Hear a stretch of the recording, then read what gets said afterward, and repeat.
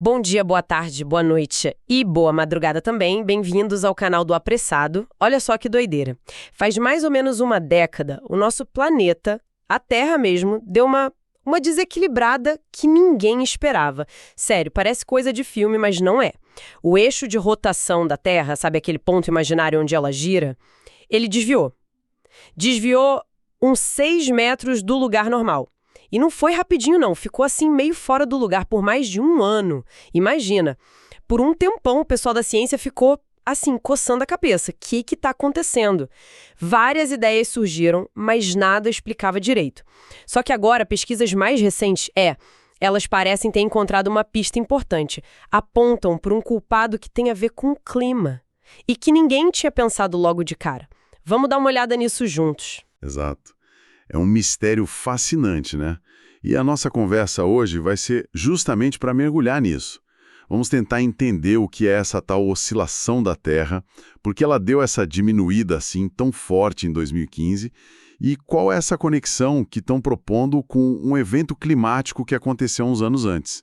A ideia é a gente analisar os dados, as hipóteses e ver o que isso significa, né? Beleza. Então, vamos lá. Vamos desempacotar isso. Para começar, o que é exatamente essa oscilação que diminuiu lá em 2015?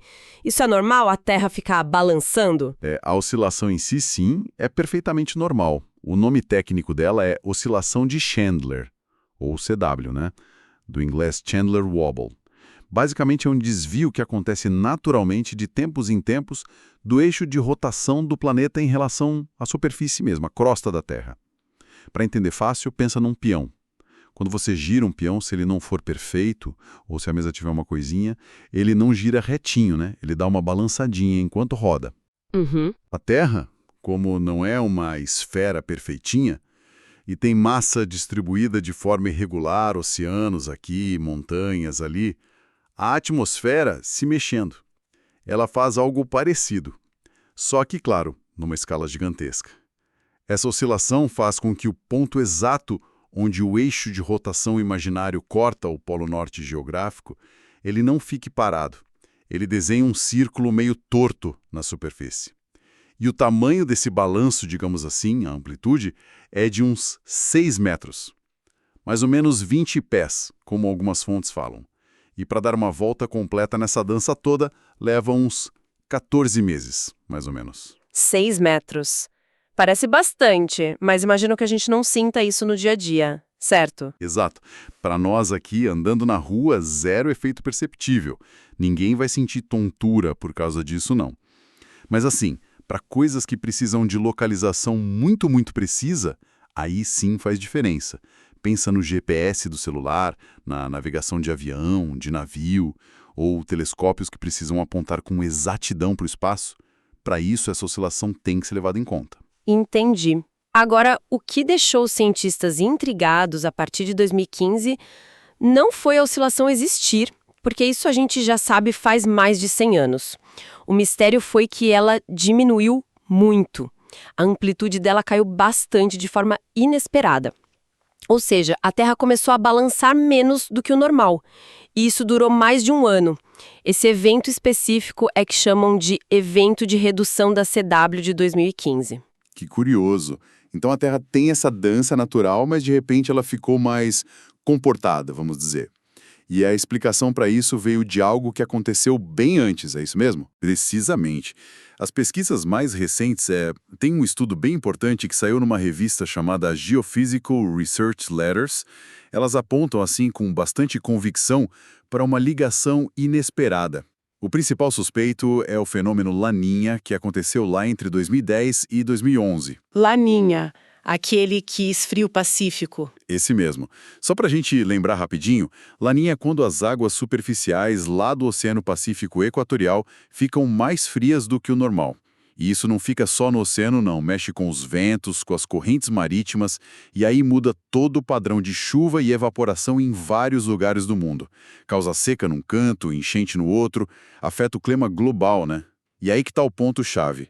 O Laninha de 2010-2011 não foi qualquer um. Ele é considerado um dos mais fortes, mais intensos que a gente já registrou desde que começamos a medir essas coisas. Foi um evento realmente excepcional. quê? Um laninha muito forte em 2010, 2011, mas ainda estou tentando conectar as coisas. Como que um evento climático lá no oceano, 4 ou 5 anos antes, afeta a rotação do planeta todo só em 2015? Parece um delay meio grande, não? Essa é a pergunta-chave, né? E é aí que a pesquisa fica interessante mesmo. O mecanismo que eles propõem não é um soco direto, instantâneo. É mais uma consequência que vai se desenrolando. Aquele laninha super intenso, ele teria causado o que os cientistas chamam de anomalias de massa bem significativas na superfície do planeta. Anomalias de massa? Como assim? Basicamente, é um monte de água mudando de lugar no globo. Pensa assim, por causa daquele laninha fora do comum, os padrões de chuva e evaporação mudaram pra caramba. Choveu muito mais em algumas áreas dos continentes e muito menos em outras. Ao mesmo tempo, a evaporação nos oceanos também mudou. O resultado prático foi que a água do planeta se redistribuiu de um jeito diferente do normal. Teve uma perda significativa de massa oceânica em algumas regiões e um acúmulo em outras, inclusive água que ficou retida em terra. Ah, tipo, a água saiu de um lugar e foi para outro. Exatamente. E essa redistribuição de massa, mesmo que pareça pouco perto da Terra inteira, ela altera uma coisa chamada momento de inércia. Lembra da patinadora no gelo? Quando ela está girando e puxa os braços para perto do corpo, ela gira mais rápido, né? O momento de inércia diminui. Se ela abre os braços, o momento de inércia aumenta e ela gira mais devagar. Certo, lembro disso. Com a Terra acontece algo parecido. Quando a massa dela, principalmente a água na superfície, se redistribui, o momento de inércia muda um pouquinho. E essa pequena mudança afeta o jeito como ela gira, incluindo essa oscilação de Chandler. E um ponto importante que os próprios pesquisadores destacam, parece que não é qualquer laninha que faz isso. A intensidade daquele de 2010, 2011, por ter sido tão excepcional, parece ter sido o fator crucial. Só um evento dessa magnitude teria força para causar uma redistribuição de massa grande o bastante para ter um efeito que a gente consiga medir na rotação e que só vai aparecer alguns anos depois. Agora, é sempre bom a gente ter a visão completa, né? Uma das fontes que a gente consultou, ao falar dessa pesquisa, ela faz uma ressalva. Diz que, embora essa ligação com o Laninha de 2010-2011 seja hoje a hipótese mais forte, mais bem explicada para a redução de 2015, essa fonte diz que ainda não há evidências concretas que confirmem que foi só o Laninha. Interessante isso. Quer dizer que a hipótese pode estar errada ou talvez tenha mais coisa envolvida, mesmo que o Laninha tenha sido o principal. Exato. Mas para essa segunda opção, não quer dizer que a ligação com o Laninha esteja errada. A evidência é forte, mas mostra como a dinâmica da Terra é complexa pra caramba. Pode ter outros fatores, talvez menores, ou que a gente ainda não entendeu direito, que também deram uma mãozinha ali naquele período. Ciência é assim, né? Raramente tem uma resposta única para um sistema tão complicado como o nosso planeta. A investigação continua. Entendido. O Laninha é o ator principal, mas pode ter coadjuvantes. Mas voltando para o mecanismo, como essa mudança de massa, essa água mudando de lugar, explica não só uma mudança, mas especificamente a diminuição do balanço? E por que demorou esses anos todos para o efeito aparecer forte? Ótima pergunta.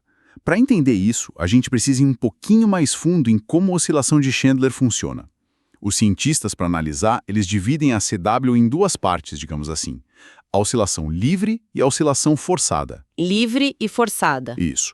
A oscilação livre é o movimento natural do peão ou de um pêndulo que você solta. Ele balança num ritmo próprio dele. No caso da Terra, essa oscilação livre, se não tivesse nada influenciando, ela ia diminuir aos poucos de uma hora e ia parar. Isso por causa de coisas internas do planeta, tipo atrito lá dentro, entre as camadas, ou a própria deformação da Terra. É um amortecimento natural. Ok, então ela pararia sozinha. Pararia. Só que ela não para, né? A oscilação de Chandler continua aí, século após século. E por quê? Por causa da segunda parte, a oscilação forçada. Essas são os empurrãozinhos constantes que vêm de fora, vamos dizer assim, e que não deixam a oscilação livre morrer. Que empurrões são esses? São as mudanças constantes na distribuição de massa que a gente já falou. Variação da pressão do ar, mudança nas correntes dos oceanos, no nível do mar. O movimento da água em terra, tipo derretimento de geleira ou quando a gente tem uma presa gigante de hidrelétrica. Tudo isso dá um cutucão no sistema e força a Terra a continuar balançando. Então a oscilação de Chandler que a gente mede, aqueles 6 metros lá, é o resultado final, a soma dessas duas coisas. A livre, que quer parar, e a forçada, que mantém ela ativa e também fica mudando. Certo. Então, nesse caso, o Super Laninha de 2010, com aquela mexida toda na água, ele agiu como um desses empurrões externos, aumentando a força dessa oscilação forçada? Foi isso? Olha, não exatamente aumentando a força, mas sim alterando o ritmo, a fase da oscilação forçada. A pesquisa sugere que aquela mudança de massa toda causada pelo Laninha não deu um empurrão mais forte, mas sim defasou a componente forçada. Mudou a cadência dela, o timing em relação à componente livre. Defasou. Como assim? Pensa em duas ondas na água, se encontrando. Se as cristas das duas chegam juntas na mesma hora, em fase, elas se somam, a onda fica mais alta, certo? A amplitude aumenta. Sim. Mas se a crista de uma chega junto com o vale da outra, fora de fase ou em oposição de fase, elas meio que se cancelam. A onda resultante fica menor, a amplitude diminui. O que os estudos indicam é que essa defasagem na oscilação forçada causada pela água que mudou de lugar depois do Laninha fez com que ela começasse a interagir com a oscilação livre de um jeito diferente depois de um tempo. E para o caso que levou à redução de 2015, essa interação parece que ficou mais destrutiva, no sentido físico, de cancelamento. As duas componentes começaram a se opor mais do que a se somar. Peraí, deixa eu ver se eu peguei. Essa mudança no ritmo, essa defasagem, fez com que as ondas do balanço da Terra começassem a se encontrar de um jeito que uma atrapalhava a outra, diminuindo o tamanho total? Foi isso? Exatamente essa a ideia. A interferência ficou mais destrutiva, vamos dizer assim, e a amplitude total que a gente observa diminuiu. E como essa redistribuição de água e os efeitos disso na dinâmica toda dos oceanos e da atmosfera não são coisa de um dia para o outro, né? Levou um tempo, alguns anos, para essa nova configuração de fase se estabelecer direitinho e o efeito da diminuição da amplitude ficar claro lá por 2015. É um processo gradual do sistema todo respondendo. Uau! Que complexo! É impressionante pensar que um evento climático lá do outro lado do mundo pode, anos depois, literalmente dar uma acalmada no balanço do planeta inteiro por causa desse jogo de fases e interferência. Pessoal, se vocês estão curtindo essa viagem pelos mistérios da rotação da Terra, por favor, compartilhem o canal e deem aquele like, ajuda muito a gente a continuar trazendo essas descobertas. Agora, tem uma coisa que me deixou bem curiosa. Essa diminuição forte da oscilação em 2015 foi a primeira vez que aconteceu algo assim? Ou a Terra já deu outras dessas desequilibradas ou reequilibradas antes? Ótima pergunta. Não, de jeito nenhum foi a primeira vez. Se a gente olha o histórico de medições que já tem mais de um século, né, fica claro que a amplitude da oscilação de Chandler já aumentou e diminuiu várias vezes no passado. Essas variações são sempre vistas pelos cientistas como uma resposta do planeta a mudanças na distribuição de massa global. Ah, então outros eventos também podem causar isso. Podem sim. No passado, por exemplo, grandes terremotos que mudam a crosta terrestre já foram associados a variações na CW. Períodos em que as calotas polares derreteram mais ou menos rápido também, e provavelmente outros eventos climáticos extremos que aconteceram antes. A Terra é um sistema vivo, dinâmico, e a rotação dela reflete isso. O que chamou atenção em 2015 foi a rapidez e o tamanho da redução, e agora a gente tem essa hipótese forte ligando a um evento climático bem específico. Inclusive, a pesquisa não parou ali em 2015, não. Os cientistas continuam de olho, monitorando e analisando a CW. As fontes até mencionam que, depois dessa redução, a oscilação teve outras mudanças interessantes, ali entre 2015 e 2020. Entender o que está causando essas variações mais recentes, se é o clima, se é a geologia ou outra coisa, ainda está sendo investigado. A gente está sempre aprendendo mais sobre essa dança do planeta. Faz todo sentido. Então, juntando tudo isso, qual é a grande lição que a gente tira? Porque essa oscilação, essa redução de 2015 e a ligação com o Laninha, por que isso é importante para a gente, além de ser um quebra-cabeça científico super legal? Olha, eu vejo algumas mensagens bem importantes aí.